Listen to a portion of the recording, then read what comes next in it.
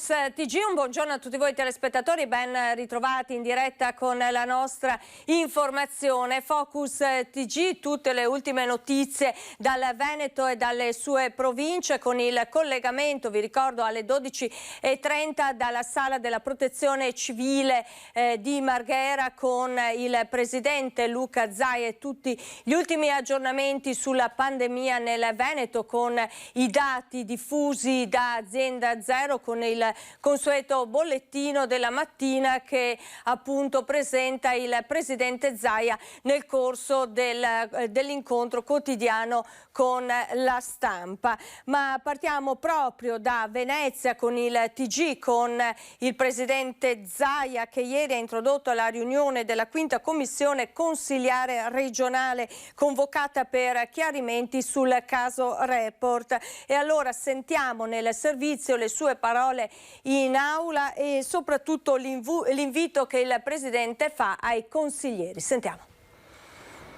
Se ravvisate delle irregolarità, andate in procura. È questo l'invito che il governatore Luca Zaia ha messo sul piatto nel corso della sua audizione di fronte alla quinta commissione consiliare regionale per il caso Report. Il Presidente però avverte che noi non abbiamo nulla da nascondere e non ci sentiamo neanche nella condizione di essere trattati come dei lazzaroni o di poco di buono, perché quando noi parliamo la gente ci guarda e ci giudica.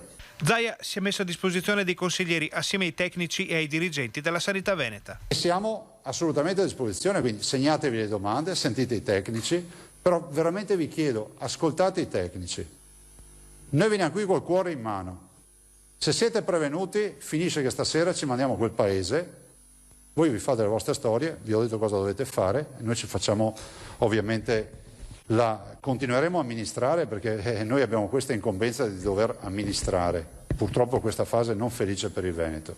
Anche perché la situazione del Veneto, dove pure i casi e i contagi sono in calo, non è ancora vicina alla soluzione del problema coronavirus. Fuori ci sono veneti che soffrono per la salute, ci sono veneti che soffrono per l'economia e soffrono anche psicologicamente per quello che è accaduto. Spero che ne usciamo. Se volete la mia visione, non ho la sfera della verità, sono altri che quelli che contattate che hanno la sfera della verità. La mia visione è quella che noi, se riusciamo a mettere in sicurezza tutti gli over 60, i maschi sopra i 65 anni e le donne sopra i 75, abbiamo messo in sicurezza il 90% del problema con i vaccini. Zaia lancia infine un avvertimento molto chiaro. Accetto tutto, accetto le critiche, accetto tutto, ma non esiste che questo venticello dell'accostamento malizioso, morti in curia, con me non funziona. Quindi, chiuso il consiglio, andate in procura e abbiate le palle di fare una denuncia. E nella concitata e lunghissima riunione della quinta commissione consiliare regionale appunto sul caso Report è intervenuto il portavoce dell'opposizione Arturo Lorenzoni ponendo domande molto precise al Presidente Zaia. Sentiamo. Quale supporto scientifico ha indirizzato la scelta di dare priorità ai tamponi antigenici rapidi rispetto ai tamponi molecolari, al punto di diventare appunto centrale d'acquisto, anche per conto di altre amministrazioni? E quali evidenze scientifiche hanno portato il Presidente Zaia ad affermare nella conferenza stampa del 16 novembre che saranno i test fai da te protagonisti degli screening in futuro? La mia domanda è questa, è possibile avere evidenza di questi dati, come in qualche modo abbiamo evidenza di dati diversi dal studio del professor Crisanti? Da ultimo una domanda da padovano, le ragioni di opportunità tecnico-scientifica che hanno portato allo spostamento del laboratorio di riferimento regionale per la microbiologia dall'azienda ospedaliera di Padova all'unità di microbiologia dell'azienda numero 2 USL della Marca Trevigiana, se ci sono degli elementi importanti su questo. È pronta per il collegamento da Vicenza la collega Gabriella Basso. C'è stato un vertice in prefettura questa mattina, un tavolo per fare il punto sulla Movida che insomma di questi tempi non dovrebbe esserci. Gabriella. Sì, buongiorno Monica, buongiorno ai telespettatori di Rete Veneta. Come dicevi tu, appunto c'è stato questo Comitato per l'ordine pubblico e la sicurezza in prefettura questa mattina a partire dalle 10:30 con le forze dell'ordine e anche le autorità sanitarie. C'era anche la direttrice generale dell'Uslotto Berica, la dottoressa Maria Giuseppina Padovani, insieme con la direttrice del SISP Maria Giuseppina Bonavina e la direttrice del SISP Maria Teresa Padovan, perché è stato fatto il punto anche sulla situazione contagi alla luce diciamo anche di queste aperture, ecco, non solo della Movida. Per quanto riguarda la Movida si è deciso innanzitutto di aumentare i controlli, soprattutto nel fine settimana, cioè di allargare la fascia dei controlli, non partendo da dopo diciamo le 18, ma a partire già dalle 17 fino alle 23, proprio che è l'arco orario per vedere che poi anche la gente, finito l'aperitivo e quindi con il coprifuoco, rientri a casa e non si perda diciamo in giro per le piazze, ecco, diciamo così. In questo momento il sindaco ha deciso di non ripristinare l'ordinanza che obbligava, un'ordinanza fatta dal comune ancora nella fase diciamo precedente, in cui si poteva servire solo gli aperitivi ai tavoli, anche con i tavoli all'esterno. Si è deciso appunto di aspettare di rinverdire questa ordinanza, perché comunque si vuole fare questa cosa insieme con i gestori dei locali, in modo di vedere come si organizzano, se riescono a tenere sotto controllo la pressione un po' della gente che vuole sedersi, e ci sarà ovviamente molta attenzione, in particolare alla prova del fuoco di nuovo sarà il prossimo fine settimana.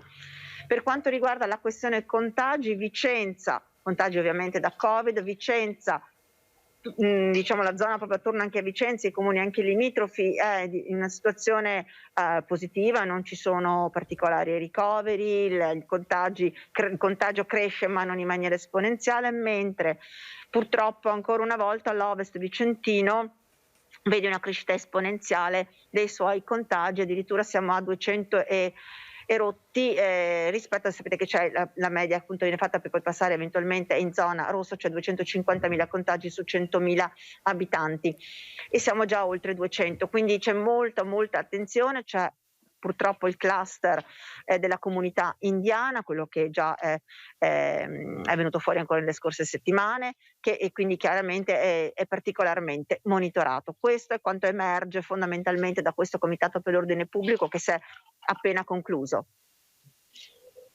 Il punto naturalmente, grazie Gabriella, sui contagi per quanto riguarda invece la parte relativa ai vaccini.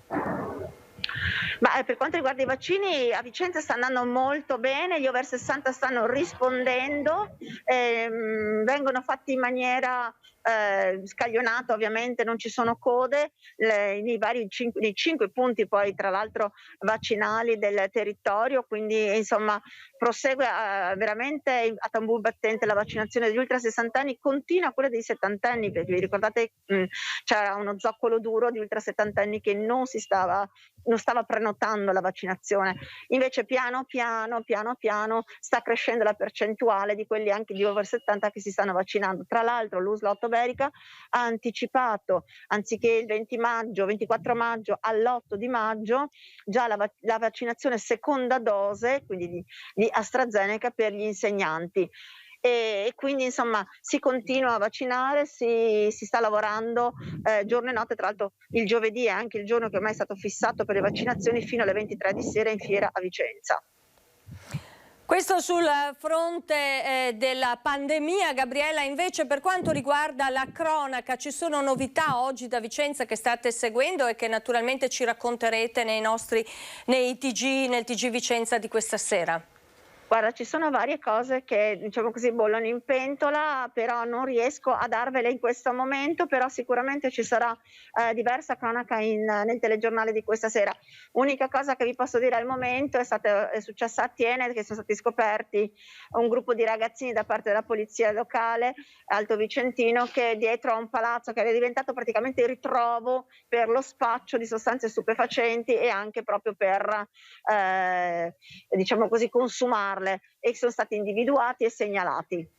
Bene, diamo appuntamento dunque al TG Vicenza questa sera 19:15 per tutti gli ultimi aggiornamenti. Grazie alla nostra Gabriella Basso. Grazie a voi, buon lavoro. Grazie anche a te. Ci fermiamo, c'è una brevissima pausa con Focus TG. Torniamo tra pochissimo, andremo a collegarci con Padova.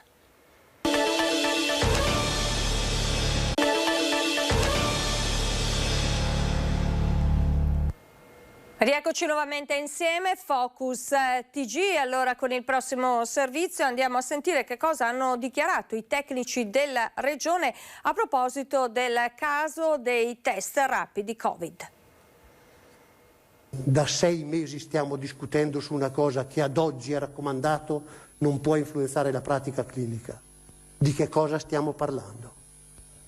Di che cosa stiamo parlando? Così il direttore generale della Sanità Veneta, Luciano Flora, ha sintetizzato la vicenda dell'uso di test rapidi in regione contestata dalla trasmissione Report. Nel corso dell'audizione in commissione al Consiglio regionale, Flor torna il 21 ottobre 2020 quando nelle vesti di direttore generale dell'azienda ospedaliera di Padova riceve la lettera del professor Crisanti dove si dice che i test rapidi non sono validi e hanno un deficit del 30%. Erano 2 tabelle, ricorda Flor, poi diffuse sulla stampa e per le quali l'azienda farmaceutica Abbott aveva poi chiesto chiarimenti. Ricevo una lettera dalla ditta produttrice che mi dice: per favore mi dai lo studio? Per favore mi dai lo studio? Ora questo è in atti, la lettera che ho ricevuto è registrata e protocollata, la lettera ditta che ricevo è protocollata e mi chiede lo studio. Io chiedo a chi ha fatto lo studio di avere lo studio. Ma lo studio, riporta Flor, non c'è. L'ok del comitato etico arriva a gennaio inoltrato. L'autorizzazione a fare questo studio, c'è scritto qua dentro, è stata chiesta dopo. Dopo che io ho detto non c'è lo studio, ci si appretta a chiedere l'autorizzazione. E si chiede il parere al comitato etico. E il comitato etico si riunisce il 17 dicembre e dà l'autorizzazione il 13 gennaio. Non sono date che mi invento, sono scritte qua dentro. Lo studio viene anche messo su questa piattaforma in attesa di pubblicazione, si chiama pre-stampa, pre-print. E tuttora giace, almeno fino a stamattina. A smontare la tesi del professor Crisanti anche Antonia Ricci, direttrice dell'Istituto Zooprofilattico delle Tre Venezie, per cui non c'è correlazione fra mutazione e uso dei test. Non solo, Ricci ricorda le linee guida del Ministero della Salute del 30 ottobre 2020, dove si dice che è consigliato usare i test antigenici in situazioni dove ci sia un'elevata prevalenza nella popolazione e in contesti ad alto rischio, con conferma dei positivi con test molecolare. È pronta da Padova la nostra Valentina Visentin, è pronta per il collegamento per darci tutte le ultime novità da Padova e provincia. A te Valentina. Sì, buongiorno Monica, e cominciamo subito ad aggiornarvi sul fronte vaccini perché come ben sapete è diventato operativo anche il padiglione 8 della fiera che si aggiunge al padiglione 6, già grandissimo polo vaccinale cittadino, quindi insomma una volta messo a regime questo maxi centro vaccinale potrebbe arrivare addirittura alle 9.000 somministrazioni al giorno di vaccino. Si è ripreso questa mattina proprio all'interno del padiglione 8 che viene gestito dall'azienda ospedaliera.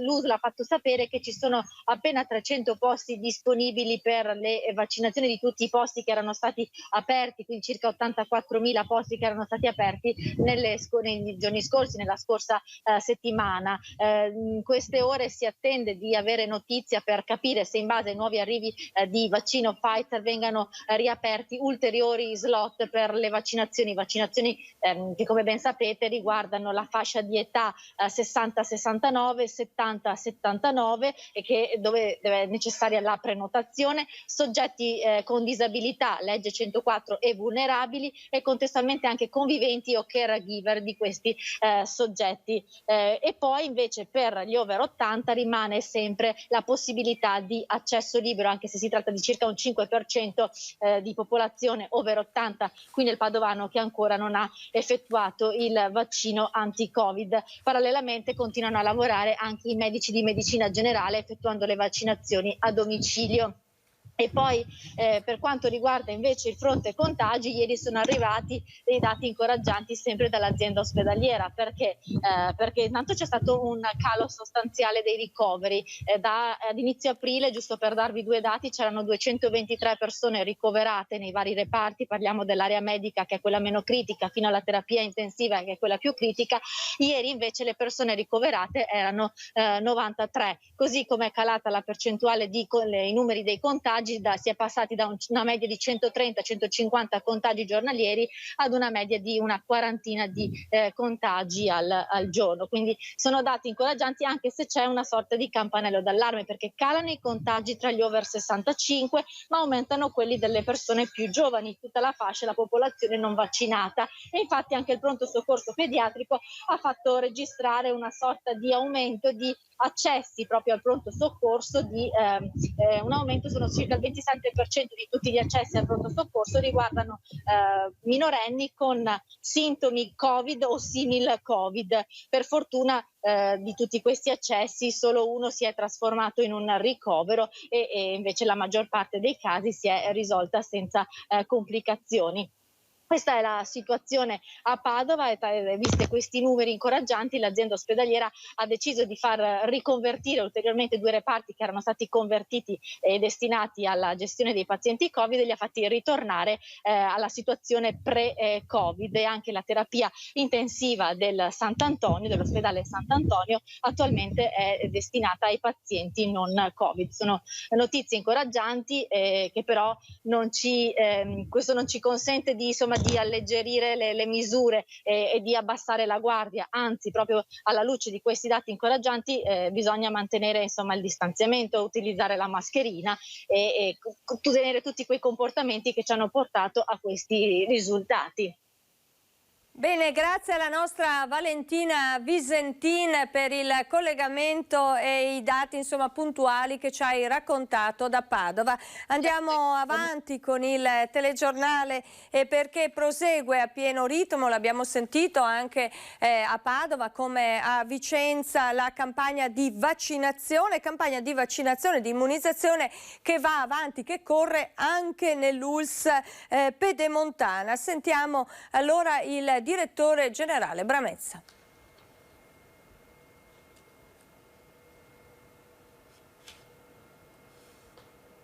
Obiettivo giornaliero raggiunto nuovamente e l'aumento delle prenotazioni da parte dei cittadini che hanno tra i 60 e i 69 anni.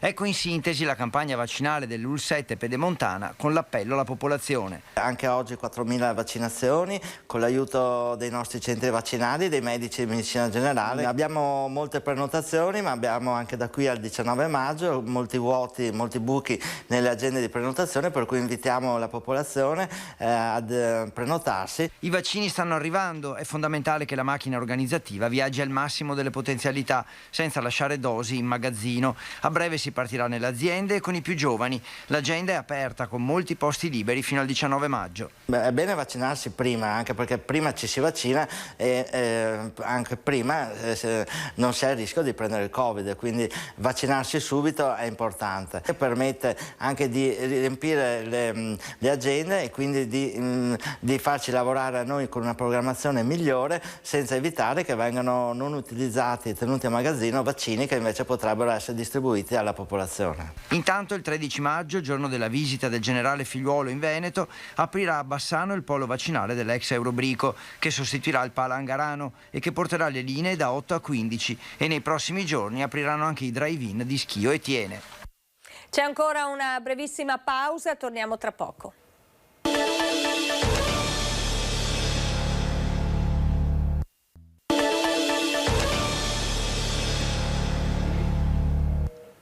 Rieccoci nuovamente in studio, Focus TG, siamo in attesa di collegarci alle 12:30 con la sala della protezione civile di Marghera per la conferenza stampa del presidente Luca Zaia. Nel frattempo, ecco, vedete anche dalle immagini, tutto pronto, i microfoni sono stati posizionati dai colleghi che seguiranno a Venezia appunto la conferenza stampa di Zaia. Nel frattempo vediamo insieme qualche notizia di cronaca.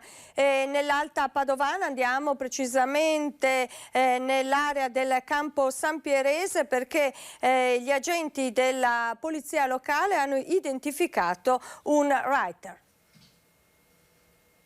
Mister Simpatia, street art, la firma del giovane writer che da mesi esprimeva la sua sofferenza scatenandosi con lo spray nero su muri, cabine elettriche, edifici pubblici e autovelox tra Massanzago e Campo San Piero. Le prime segnalazioni da Zeminiana, frazione di Massanzago, dove lo stesso sindaco aveva chiesto l'intervento dei vigili. Nel giro di poco le scritte si erano estese a Campo San Piero, dai sottopassi della stazione dei treni fino agli istituti superiori Newton e Pertini.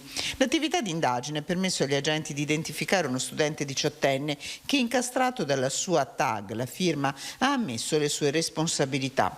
Il giovane ha raccontato di aver usato i graffiti per superare un momento difficile e si è detto disponibile a sostituire il pagamento della multa da 500 euro prevista dal regolamento di polizia urbana recentemente approvato dai comuni della Federazione del Campo Sampierese con lavori di pubblica utilità a servizio della collettività. Ancora per quanto riguarda la cronaca, c'è stato questa mattina un incidente sul lavoro, è accaduto ad Asolo, precisamente in via dell'Artigianato. Una ragazza è rimasta impigliata in un macchinario con i capelli, procurandosi uno scalpo dietro la testa. Soccorsa dai colleghi, è stato chiamato il SUEM 118 di Crespano, che i sanitari che sono arrivati sul posto l'hanno trattata e portata al pronto soccorso dell'ospedale di Castelfranco Veneto. La ragazza è nata nel 1987, è residente ad Asolo ed è appunto dipendente di una ditta operante nel settore calzaturiero. Ricordiamo questa mattina appunto l'incidente sul lavoro accaduto ad Asolo in via dell'Artigianato. E lutto cittadino invece a Montebelluna per i funerali di Mattia Battistetti, il 23enne che è morto dopo essere stato travolto, un altro caso purtroppo di incidente sul lavoro, travolto, vi dicevo, da un peso di 15 quintali nel cantiere della ditta Bordignona. Vediamo appunto nelle immagini la fotografia di Mattia Battistetti, rimasto vittima in questo gravissimo incidente sul lavoro accaduto a Montebelluna. La cerimonia, stiamo vedendo le immagini, è iniziata alle 11 in Duomo per la morte di questo giovane, di questo ragazzo. Ci sono 2 indagati, omicidio colposo per la presunta inosservanza delle misure di sicurezza sul posto di lavoro. Al funerale, che si sta svolgendo appunto in Duomo a Montebelluna, presente anche il sindaco reggente Elzo Severin, che appoggia la richiesta dei genitori del ragazzo di non costruire sul luogo esatto dove è avvenuta la tragedia, trovando invece spazio in una aiuola, un cibo commemorativo appunto in memoria di questo giovane che ha perso la vita durante il lavoro.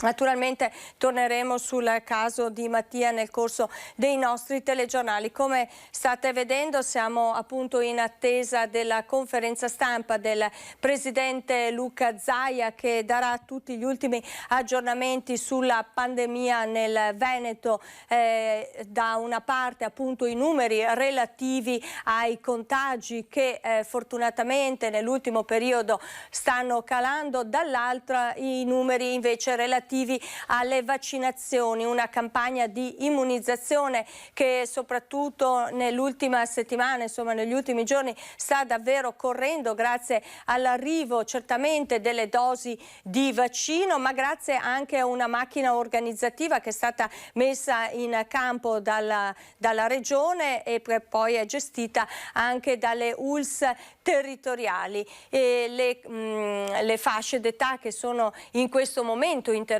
dalla campagna di vaccinazione sono in particolare le 2 fasce 60-69 e 70-79. Il presidente del Veneto Luca Zaia nel corso appunto delle sue conferenze stampa continua a ripetere, a fare l'appello soprattutto alle persone tra i 60 e i 69 anni, l'appello a vaccinarsi, l'appello a prenotare perché le dosi di vaccino sono arrivate, i posti ci sono sono e quindi insomma si spinge sull'acceleratore della campagna di vaccinazione nella speranza appunto di poter aprire quanto prima anche alla fascia di età 50-59 anni. Insomma, il presidente del Veneto Luca Zaia ha detto qualche giorno fa che se la fascia 60-69 si dovesse chiudere abbastanza velocemente, già dalla metà di questo mese, dalla metà di maggio, potrebbero aprirsi le prenotazioni a favore delle persone che si trovano invece nella fascia di età 50-59. Questo darebbe una forte spinta verso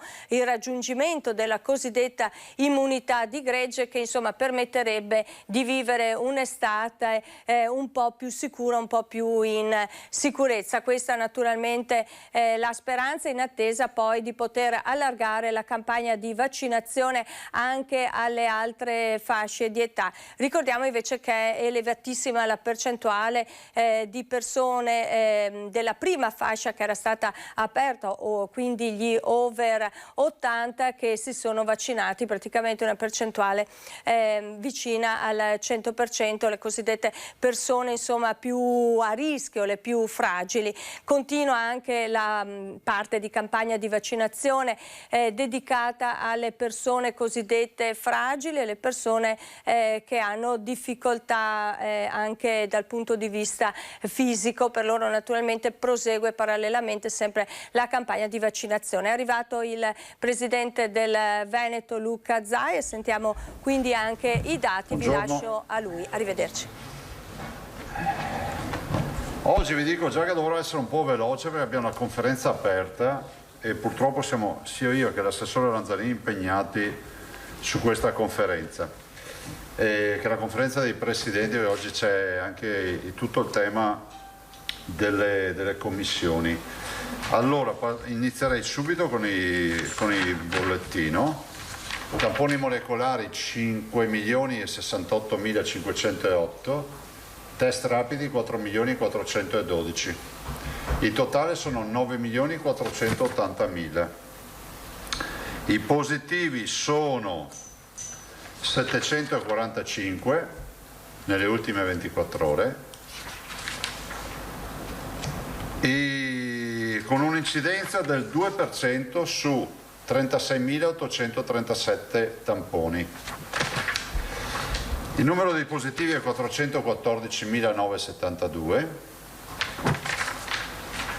Il numero dei positivi oggi cala ancora, è 20.176. Questi sono i positivi, diciamo, in isolamento. I ricoveri, e quindi il totale delle persone in ospedale, è 1.336, che sono esattamente 28 in meno rispetto a ieri, alle ultime 24 ore.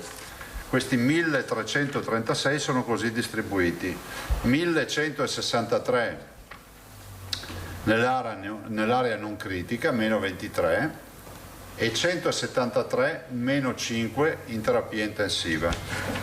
Le terapie intensive non Covid sono 2,74. Quindi se fate la somma 2,74 più 173, il totale delle terapie intensive in questo momento è 447. Il totale dei morti 1.397 più 12 nelle ultime 24 ore. E il totale dei dimessi 20.713. Le comunicazioni, guardate, vi do intanto un dato. Questo è l'andamento dell'infezione rispetto alle terapie intensive. Spesso ci chiedete: ma qual è l'andamento della curva? Questa è la seconda infezione, anzi è la terza infezione, che è quella di recente in corso. Vedete il calo delle terapie intensive, che ormai è evidente. C'è una direzione, l'algoritmo ci dà una discesa ancora, ci dà un calo, quindi continua, scusatemi, questa discesa. Ce la dà però come una discesa, diciamo, che sarà sicuramente dove la curva avrà una pendenza meno importante di questa, cioè andrà calando pian piano. Ovviamente sempre con un presupposto: che non ci sia una reinfezione, che non si vadano a creare le condizioni con assembramenti o con altre misure per una reinfezione e quindi per avere problemi ulteriori. Quindi l'appello è sempre quello di non calare la guardia, di non mai abbassare la guardia, di evitare ogni forma di assembramento, portare la mascherina e curare l'igiene delle mani. Arriva sempre di più la buona stagione, si innalzano le temperature e se ricordate noi l'anno scorso, oggi che giorno è? Il 5? 4? 5. Ecco. Il 4 maggio dell'anno scorso noi finivamo il lockdown, quindi il periodo è più o meno lo stesso. Quest'anno in questa occasione abbiamo aperto un po' prima, il 26 di aprile, però è altrettanto vero che non avevamo un lockdown alle spalle, perché comunque le attività umane, pensate a tutte le attività lavorative, sono sempre state aperte, perché dal 4 maggio dell'anno scorso ad oggi non si sono più chiuse la gran parte delle attività lavorative. Resta ancora in piedi il tema delle palestre, delle piscine al coperto, degli spettacoli viaggianti, del mondo dell'intrattenimento, di tutto quello che sono poi le attività che sono parzialmente aperte. Pensate al tema della ristorazione o dei bar, insomma c'è ancora un processo in corso, che però ovviamente non ci esime dal dire che bisogna fare la massima attenzione. La vaccinazione procede alla grande in Veneto, come voi sapete, siamo arrivati a 1.835.000 dosi, il che vuol dire che verosimilmente, se avremo la conferma delle dosi in tabella, noi comunque potremmo tranquillamente pensare di fare un grande giro di boa prima dell'estate. Come sta andando la vaccinazione? È in corso la vaccinazione per gli over 60 in generale, però mi interessa parlarvi dell'ultima fascia di età che è entrata nella vaccinazione, che sono i 60-69 anni, quindi questo decennio, e stiamo parlando di esattamente 603.210 persone. Voi sapete che è da poco che abbiamo aperto. Di queste 63.210 persone, cittadini veneti, questi sono dati ovviamente Istat ufficiali, 603.000, scusatemi, 182.127 sono già state allora, ripeto, la Corte, cioè la popolazione, è 603.210, che hanno già avuto una prima vaccinazione sono 182.127.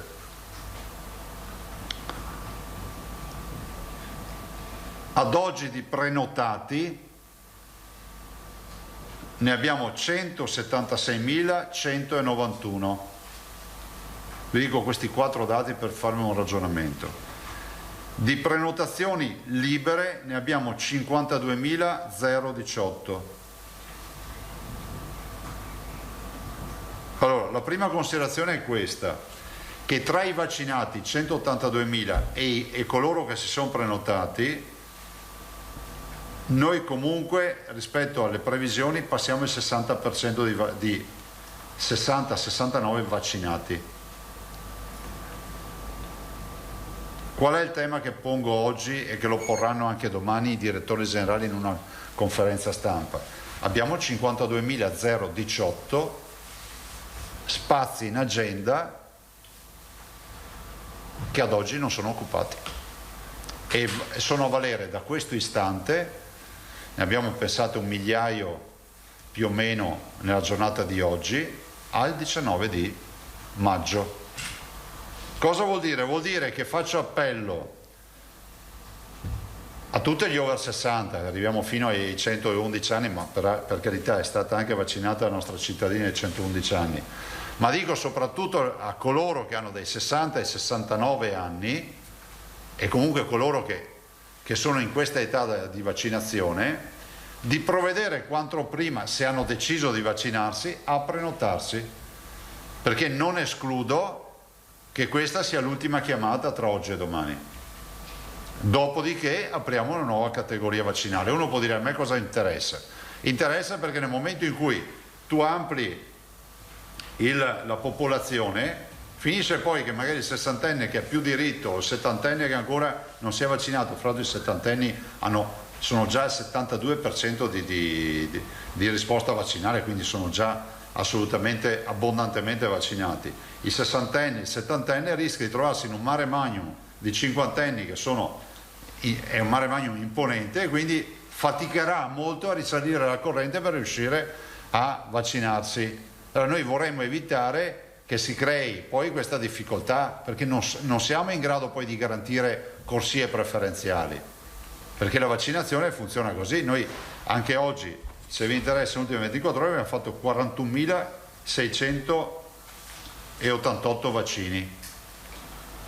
Si sta vaccinando tanto in Veneto. Se ci fossero ancora, anche qui voglio spiegare, non è che quando ne facevamo 9.000 al giorno li facevamo perché non avevamo organizzazione, non c'erano i vaccini. Adesso stanno arrivando i vaccini, secondo le tabelle che ci sono state date ancora a gennaio, febbraio, ne arriveranno sempre di più, quindi noi siamo pronti. Quindi faccio appello a chi ha più di 60 anni, in particolar modo la classe 60-69, di provvedere urgentemente a prenotarsi se hanno deciso di vaccinarsi. Se non hanno deciso non serve che lo facciano, però si sappia che poi se apriamo in maniera anticipata un'altra fascia d'età, e sarà così, finirà che poi vanno in una come si può dire, in una massa di persone molto più importante, quindi sarà più difficile garantire la priorità a chi è più anziano. Voglio ricordare anche che da oggi, anzi da queste ore, la prenotazione in virtù del fatto dell'intervento del garante della privacy prevede non solo il codice fiscale, ma anche l'introdurre nella schermata. Voi sapete che noi abbiamo un modello di prenotazione, ci si mette 30 secondi per prenotarsi, c'è un campo in più dove si inseriscono le ultime 6 cifre della tessera sanitaria. Questo ci è stato detto per evitare che qualcuno si costruisca il codice fiscale e va a fare hackeraggio, intasare di servizi, creare confusione, magari creare problemi ai singoli cittadini che poi non riescono più a prenotarsi. Quindi da oggi troverete, già da stamattina, troverete le 6 cifre da inserire, sono le ultime 6 cifre della tessera sanitaria. Sul fronte vaccini voglio ricordare, siccome oggi ce n'è già 1 migliaio di posti, faccio appello, se non ci sono sessantenni, che ci sono coloro che hanno malattie rare, disabili, legge 104, vulnerabili, conviventi e caregiver, che possono assolutamente prenotarsi.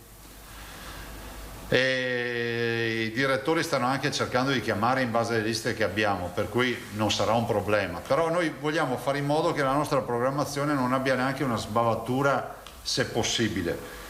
Considerate che anche però su queste categorie, devo dirvelo, vi ricordate quanto abbiamo discusso le settimane passate? C'è un po' di stallo, nel senso che la ULSS 8 stamattina mi diceva che aveva 270 posti a disposizione e alla fine, trascinando giorno dopo giorno, ne ha fatti meno della metà, e così anche altre ULSS. Cioè anche queste categorie ormai sembra siano arrivate forse a un punto di stallo. Probabilmente c'è anche un altro aspetto però, che sulle vulnerabilità, sulle fragilità, molti magari erano degli over 60, quindi non vengono pescati in una categoria, ma ce li ritroviamo già vaccinati perché magari avevano 70 anni e quindi loro si sono comunque incanalati con la prenotazione col loro codice fiscale direttamente sulla loro fascia d'età, e quindi bypassando la selezione per categoria, diciamo, di vulnerabilità. Però al di là di questo, oggi il tema è chiaro: ultimo appello ai 60-69, a chi ha più di 60 anni, perché garantiremo, diciamo, ai blocchi, riserviamo i blocchi a queste fasce d'età, dopodiché dovremo aprire, perché poi, come avete visto, avete imparato, raggiunto a un certo punto si va in stallo. Cioè si continua a vaccinare ma molto più lentamente, e vaccinando più lentamente, facendo 40-50 mila vaccini al giorno, tu non hai modo di coprire tutta la vaccinazione. Ci stiamo muovendo anche con le aziende pensando di organizzarci anche su quel fronte. Devo dire che ci sono aziende addirittura molto disponibili che si sono offerte addirittura di vaccinare in base alle fasce di età cittadini non loro dipendenti, e questo è un merito che va riconosciuto a queste aziende, poi vi diremo quali sono. Basta, non aggiungerei altro, insomma si sta andando avanti. Abbiamo oggi un magazzino di, vi do il numero esatto così ce l'avete, in questo momento abbiamo 190.000 vaccini, dosi, ne dovrebbero arrivare domani 29.000 dosi di AstraZeneca, di Moderna, e stiamo anche accantonando perché abbiamo i richiami di AstraZeneca e si va avanti, insomma si va avanti. Considerate che adesso mediamente pian piano dovrebbero aumentare, c'è questa fornitura, definiamola tabellare in questo momento, di circa 30 milioni di dosi per giugno, che potrebbero ovviamente dare la svolta per una vaccinazione di massa, dove c'è una persona decide vado in farmacia, vado in un'azienda aperta piuttosto che in un centro vaccinale, quindi con l'apertura diciamo a più fasce d'età. Però in questo momento devo dirvi che ho bisogno del vostro aiuto per l'appello agli over 60. Facciamo gli auguri al signor Angelo Peressini, che oggi compie, anzi non compie 103 anni, è di 103 anni, che è ricoverato in ospedale, ci ha chiesto di essere salutato, lo facciamo volentieri, però ci hanno anche detto che lo dimetteranno, per cui si è già vaccinato, quindi ci fa piacere ricordare questo nostro veneto di 103 anni che ci teneva. E ieri ha compiuto gli anni un'altra signora di 102 anni, Maria Battistella di Breganze, le facciamo gli auguri. Prego per le domande, scusate ma io non ho molto tempo. Con la preghiera appunto di essere possibilmente sintetici, Bonet, poi Petrobelli, Danzan, Salmaso, per ora così. Buongiorno Presidente, allora rapidissimo, 60-69 anni che non si prenotano, è un problema legato a AstraZeneca? No, è un problema che a nostro avviso sarà sempre più evidente nell'abbassare l'età, perché ci sarà un graduale abbandono, cioè se tu continui a dire che un ventenne non ha problemi col Covid, capisci che non puoi arrivare al 100% delle vaccinazioni. Se dici che i ventenni vengono tutti colpiti duramente dai Covid, ci sarebbe la coda dei ventenni che vuole vaccinarsi.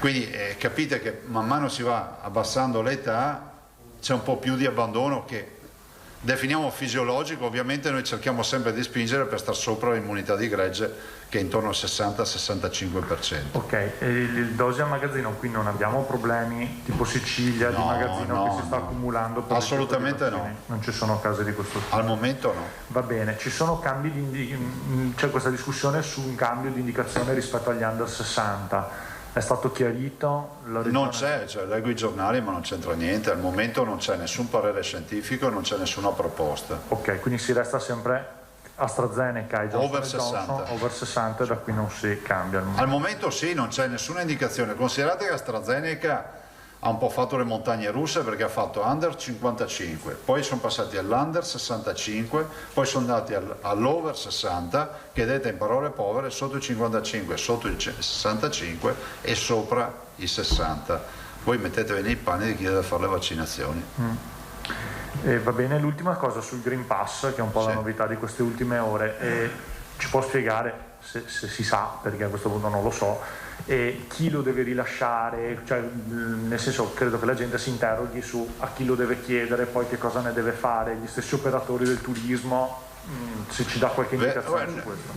Marco, guarda, in questo momento non siamo in grado, è oggetto di discussione, non è regia regionale, pur avendo io sono stato il primo a parlare di passaporto vaccinale. Vedo che tutti quelli che mi hanno criticato adesso avanzano le proposte di Green Pass di qua e di là. Se lo si faceva 5 mesi fa, quando l'avevo proposto io, invece di far polemiche bastava, no? E che io non l'ho fatta per un fatto di ghettizzazione, l'ho detto perché sarà inevitabile che ce lo chiederanno. Tanto è vero che adesso l'Europa, quindi c'è la regia nazionale, noi siamo a disposizione, abbiamo un'anagrafe vaccinale efficiente, per cui nel momento in cui si tratta di stampare su un pezzo di carta da qualche altra parte, diciamo, un nuovo modulo, abbiamo un'anagrafe pronta, perché il vero tema è avere l'anagrafe con le vaccinazioni effettuate e con i lotti effettuati. Ok, grazie. Pietrobelli. Buongiorno. Buongiorno. Volevo capire, dopo le parole del dottor Tognolo di ieri, in che cosa è consistita l'iniziativa giudiziaria della Regione nei confronti del professore Cusano? Dovreste chiederlo a Tognolo. Dovete parlare col dottor Tognolo, che è lui che governa questo processo. Tognolo però è direttore di Azienda Zero, che è il braccio operativo della Regione. Sì, che ha un'autonomia giuridica. Si è avvalso dell'avvocato Tinelli, che è il legale della Regione per questioni penali. Che non è nostro dipendente. Quindi lei si chiama fuori? No, non mi chiamo fuori, però è giusto, corretto che sia il dottor Tognolo che ne parla. Siccome il dottor Tognolo ieri ha parlato di una segnalazione alla magistratura. Dovete parlare con lui. No, siccome segnalazione non esiste, o esiste una querela o esiste un esposto. Hai fatto legge? Prego? Hai fatto legge? No, ho fatto altre 2 lauree, ma non legge, ma ho fatto 20 anni di giudiziaria. Quindi o si segnala un reato, Dovete parlare? si segnala un fatto. Pare che sia stato segnalato dalla Regione un fatto, cioè una serie di fatti e di dichiarazioni rilasciate nel tempo dal professor Crisanti, che hanno creato dei problemi di immagine ad Azienda Zero e quindi per esteso anche alla Regione Veneto. Quindi volevo capire perché è stata fatta presa questa iniziativa. Dovete parlare al dottor Come Tognolo. non se ne chiama fuori, allora io chiedo a lei, Presidente della Regione, perché la Regione Veneto, tramite, seppur con l'autonomia di Azienda Zero, ha ritenuto di fare questo esposto alla magistratura. Guarda, io ho già risposto 6 volte, dovete parlare con il dottor Tognolo. Punto. C'è altro da aggiungere. Cioè non lo sa, non sa che cosa contiene quel documento. È la 7ª volta, dovete parlare con il dottor Tognolo. Vabbè, allora perché facciamo le conferenze stampa? Perché voi fate domande e io rispondo. Grazie. Prego. Altro?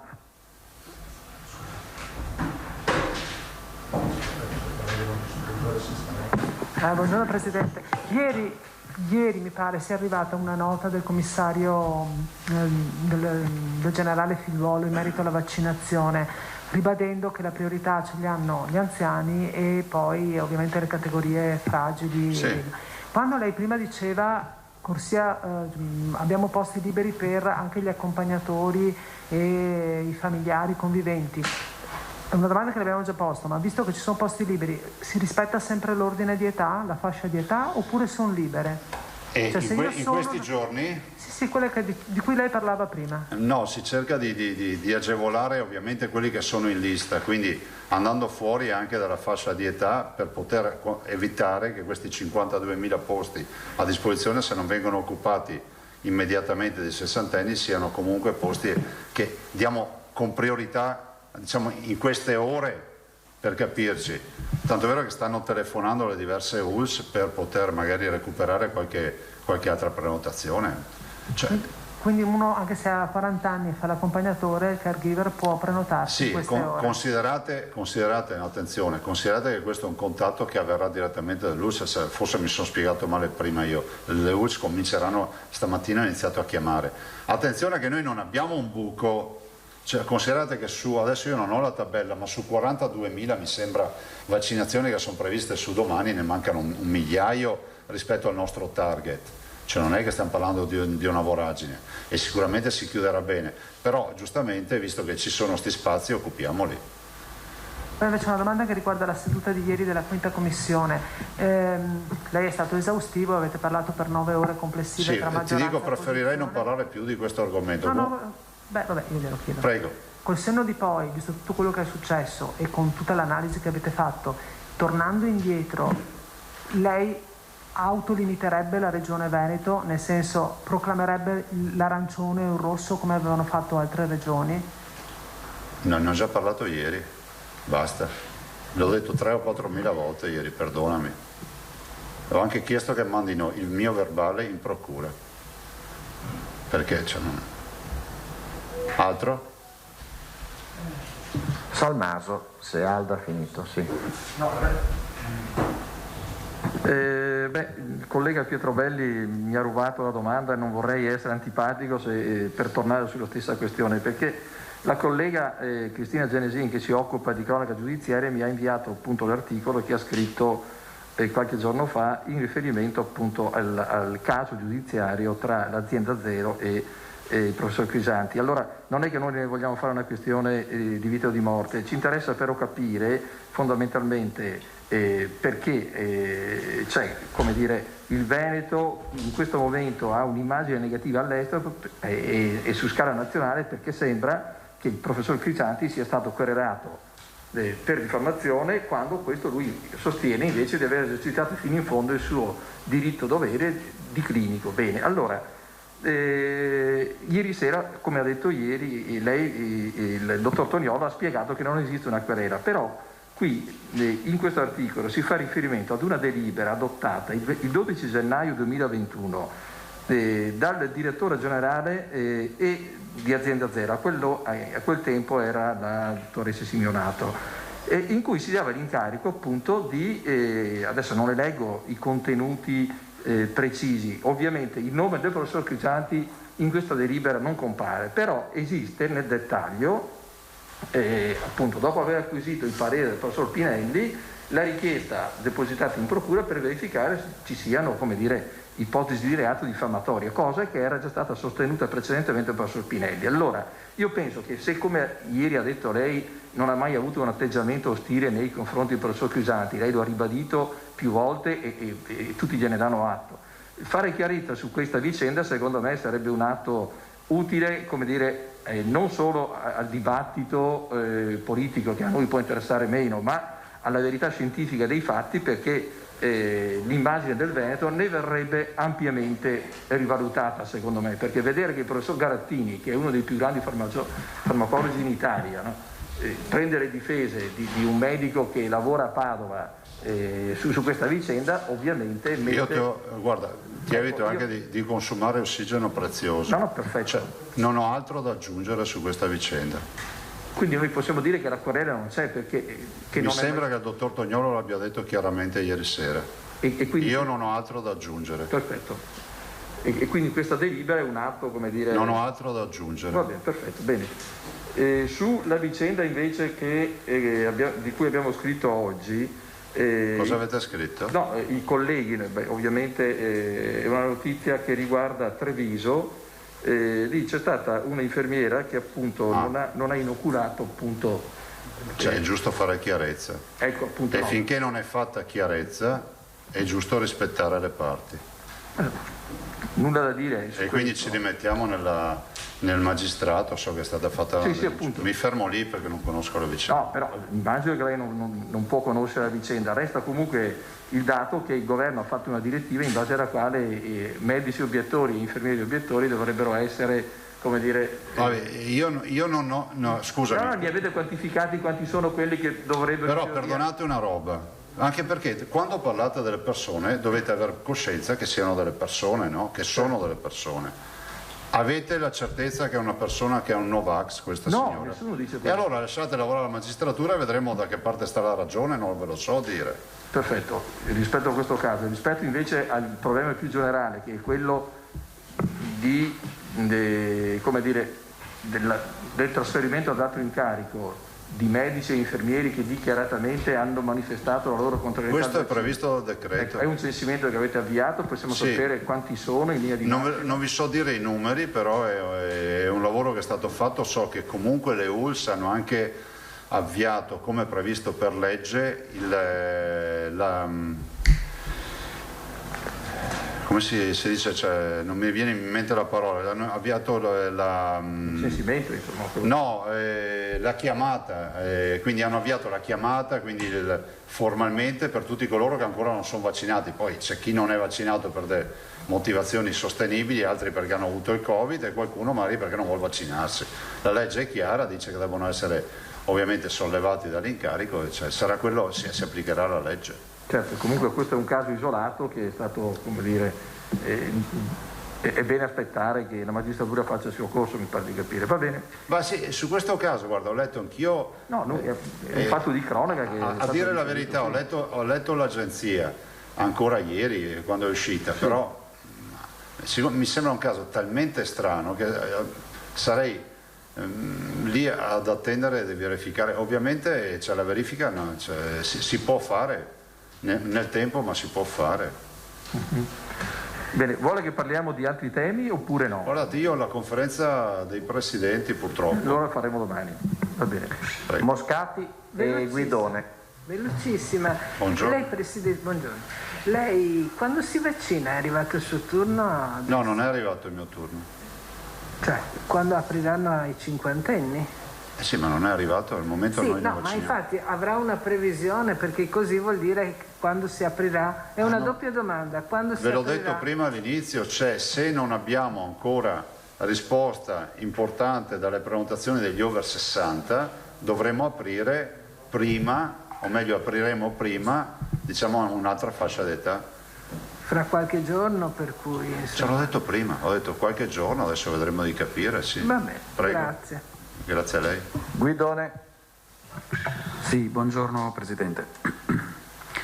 Volevo chiederle questo. Oggi Federpharma ha comunicato che si potranno fare 200.000 vaccini al giorno in farmacia. Ecco, volevo chiederle, per quanto le risulta, qual è la situazione in Veneto, quali sono gli accordi che sono stati presi con i farmacisti. Cioè, gli accordi sono stati sottoscritti con i farmacisti in virtù dell'accordo nazionale. Ovviamente il tema oggi è quello di riuscire a partire, visto e considerato il fatto che abbiamo due problemi: la disponibilità di vaccino da un lato e dall'altro il tema della logistica, perché i vaccini, avendo noi ad esempio AstraZeneca non autorizzato sotto negli under 60, che è un vaccino di più facile gestione, e ci porta a dire che noi dovremo, adesso avendo abbassato di molto l'età dei vaccinandi, dovremo utilizzare Pfizer e Moderna, e quindi questo sarà un problema non da poco nella gestione, nella logistica, perché la farmacia avrà bisogno dei 5 e dei 10 vaccini al giorno, e quindi non è un grande centro vaccinale dove tu vai lì e gestisci con i frigoriferi lo scongelamento dei vaccini, la preparazione. Quindi questo forse è il grande limite. Avere oggi un vaccino gestibile come l'antinfluenzale ci permetterebbe di vaccinare molto di più. Ho capito, e poi volevo riportarle una mail di una nostra ascoltatrice che ci teneva a dirle che ha verificato l'efficienza e la professionalità della gestione della vaccinazione, che dice di averci messo 30 secondi dal portale dell'ULSS 6 Uganea per fare la prenotazione, e che poi, quando si è presentata, gli operatori sanitari ai centri vaccinali si sono dimostrati gentili e preparati, e voleva ringraziarla di questo. La ringraziamo, ne arrivano tanti di questi messaggi, ma purtroppo non si leggono mai. Prego, altro? Un'ultima Vanzan, se ho capito bene? Sì, grazie, perché mi chiedevano adesso dalla redazione, Prego. sono arrivate delle richieste per i fragili, per i vulnerabili, quelli che non sono ancora contemplati nell'elenco dei vaccinandi, tipo chi ha problemi respiratori polmonari, asmatici cronici, eccetera. Che è quella famosa lista. Avete indicazioni a livello nazionale oppure si arrangia ogni US? Non abbiamo ancora indicazioni, però io non voglio essere impreciso, perché qui è una comunicazione delicata. Se potessimo oggi pomeriggio darti un aggiornamento tramite l'assessore mi andrebbe meglio, però non abbiamo comunicazioni nazionali su questo. Certo è che oggi c'è disponibilità di posti, e quindi l'appello che faccio, e voi avete fatto un lavoro strepitoso nell'informare i cittadini tutti questi mesi, cioè se ci date una mano, vi dico solo che l'altro giorno la vostra comunicazione ci ha fruttato 100.000 prenotazioni, tanto per dire come funziona questo punto stampa. Prego, altro Adda? Un bonnet, mentre chiedo a Adda se mi formuli il quesito, poi... Sì, ma direi anche di chiarire bene l'aspetto delle telefonate dei direttori. Ok, altra domanda tecnica che mi arriva dalla Prego. redazione: per vaccinarsi in farmacia dove ci si prenota? In farmacia? Si va direttamente, Se non una si passa dal portale? No, attenzione, il portale avrà caricate le farmacie aderenti alla vaccinazione, quindi si passa dal portale, ma se uno vuole andare in farmacia, la farmacia fa il lavoro in nome per conto, cioè ti prenota, ti vaccina. Ok, lo fanno l'ora terminale, però volendo uno potrebbe farlo attraverso il portale. Sì. Cioè, anzi, in teoria lo deve fare attraverso il portale, ma se vai in farmacia immagino che casa e bottega facciano più veloci in molti casi. Posto? Buongiorno, grazie. Buongiorno, ciao Betty. Grazie, buongiorno. Scusate.